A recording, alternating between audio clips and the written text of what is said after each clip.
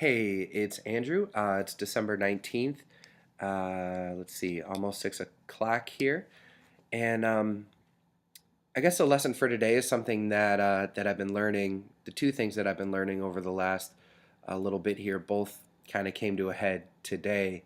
The first thing is that when you are the one who chooses to live differently, live counterculturally, think differently, do things differently, and also be the one to do the things that a lot of other people might not necessarily want to do, all of a sudden is people just tend to expect that from you. There's a different level of expectations between you who consistently does this and everybody else. And what tends to happen with that is, people will start to think in their minds like, oh, well, you're you're just going to do this anyways. You're going to be the one to take one for the team. You're going to be the one to take the bullet. But I mean, this is your calling, or this is what you do, or whatever the situation is. And what tends to happen is that, when there's just a certain expectation of that, you become the catch-all for doing everything that no one else wants to do.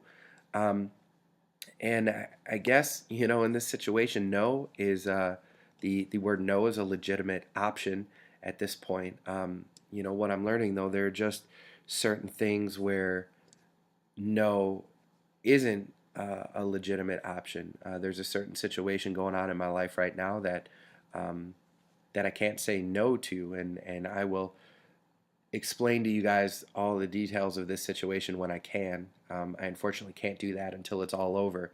And no, don't worry, I'm not getting a divorce, or I'm not in any legal trouble. I'm not losing my apartment. The Marin Foundation is not going anywhere. It's something different. But anyways, so that's the first thing. And the second thing is when you're caught in those situations, where you become the default catch-all just because that's what you do. um, Asking for help is a unique thing, for a lot of entrepreneur type folks, for a lot of people that would generally think or feel or live differently than what is just generally accepted within mainstream society, I guess. um, with that type of person or with that type of spirit, it's that those people, including myself, are not generally too accustomed to asking for a lot of help. And when you reach out and you do ask people for help, there are a number of folks who will never say yes. In fact, it's easy for other people to say no. Um, but there is that random person, that one or two people who might say yes, and that is for those people, that's a life-changing thing.